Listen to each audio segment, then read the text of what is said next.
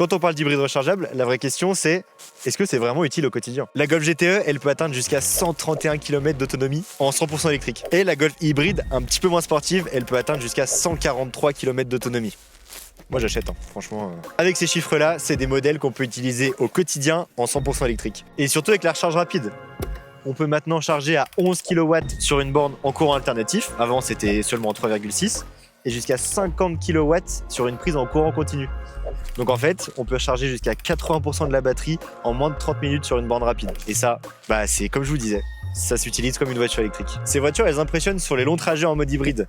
On obtient des autonomies combinées jusqu'à 944 km. Donc est-ce que j'ai besoin de dire plus de choses? Non, c'est quand même pas mal, non? Côté motorisation, on obtient 150 kW, soit 204 chevaux sur la Golf hybride, en combinant moteur thermique et moteur électrique.